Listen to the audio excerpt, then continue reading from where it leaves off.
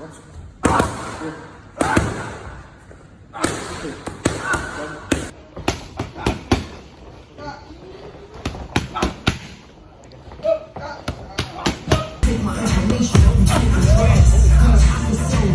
two, three. 1, 2, 3. Now go. There we go.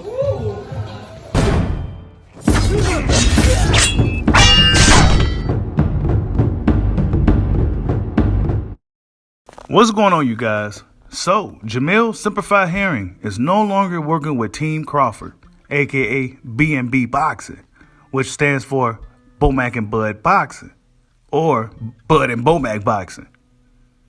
And the split was not mutual, according to Jamel Herring.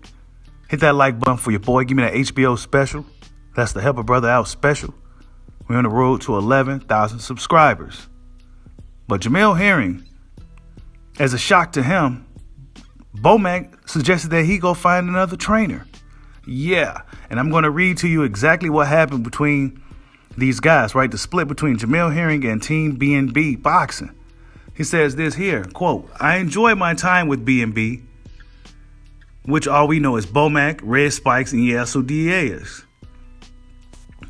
I enjoyed my time with B&B, which we all know is Bomac, Red Spikes, and Yeso Diaz. The crazy thing is, Bomac felt that it was actually best for us to go our different ways. I had nothing to do but respect that.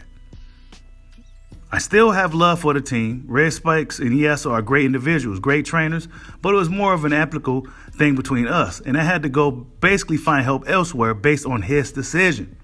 So yeah, Jamel Herring said he didn't expect this. This was not something that, he wanted to happen, but apparently he pissed Bomac off, right? And we go find out as we continue. "I looked over left and right, and I felt that Manny Robles, who I knew for well over a decade, who actually helped me get to the Olympics, I felt like at this point in time was maybe the best fit for me." So yeah, Manny Robles, most notable, is the trainer of Andy Ruiz, the former heavyweight champion who upset Anthony Joshua some years ago. And now Jamel Herring found his way back with Manny Robles. Should be an interesting pair, to say the least, right? Manny Robles has a very aggressive approach, and a lot of his guys throw a lot of punches, a lot of combinations, and they're pretty effective with it for the most part. It was basically more of a difference in opinion due to the business in the sport. For the most part, it was definitely a huge surprise because I thought I would end my career with those individuals. So yeah, it had a lot to do with business. Reached for a comment, McIntyre confirmed that he had indeed dismissed Herring from his camp, but he said it was because he did not appreciate Herring withholding certain information from him. A few incidents led McIntyre to believe that there were significant trust issues at hand. So Bomac caught some whispers, right, in the boxing streets, and he felt that there were some trust issues. He felt that he could no longer trust Jamel Herring. And McIntyre says this, quote, "It's true. I told him I didn't want to work with him no more. What's the word I'm looking for?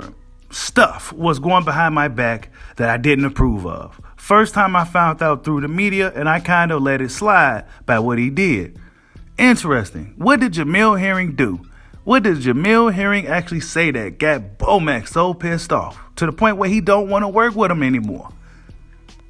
But the second time, instead of being a man and come to talk to me about it, I had to find out almost pretty much the same way. I was like, it's best we go our own ways, because obviously he don't trust me or the team or something like that. Man, for him to go about business that way. Damn, it must have been pretty severe, right? And then it says here, in 2020, Herring, who is managed by Jerry Carrezes, signed an advisory deal with MTK Management, a global boxing firm founded by Daniel Kinahan, who some outlets have alleged is an organized crime figure. And actually, if you Google the guy, you'll see exactly what it tells you he is. Asked if Herring alliance with MTK was one example that led to the souring of their relationship, McIntyre acknowledged that it played a role. It is not clear if Herring is still under contract with MTK. Wow. The plot thickens. So this whole little MTK global thing probably is what started the rift between Bomac and Jamel Herring. That has something to do with it, quote, McIntyre said.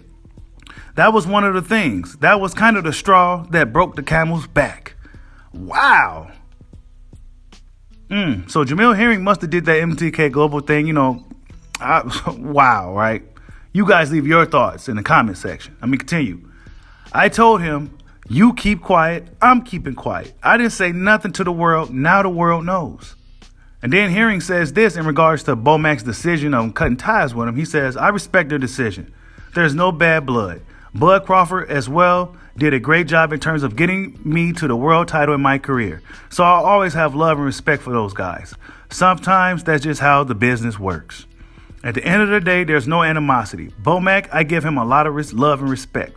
He got me not only to the world title, but helped me defend it on multiple occasions. I'm definitely going to miss working out with Red and Yasu because they played a huge part as well, getting me to where I am at. Wow. Then he says, it's definitely going to feel funny. I can't lie.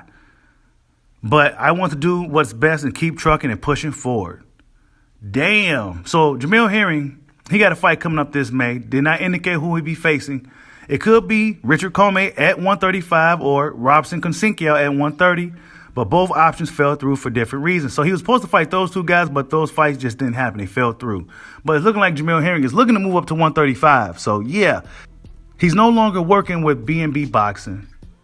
He's working with Manny Robles. Bomac seems to be upset about some things that Jamel Herring revealed.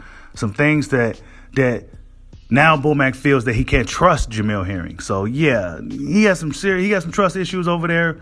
And he felt it was severe enough for him to have to cut ties with him. So yeah, pretty interesting to say the very least. Jamel Herring got to finish the rest of his career with Manny Robles. And I wish the best for him, right? But with Bomac, yeah, man, it must have been pretty severe for him to cut ties like that because Bomac seemed like a pretty down-to-earth, level-headed guy. Like, subscribe, holla at your boy. Peace out.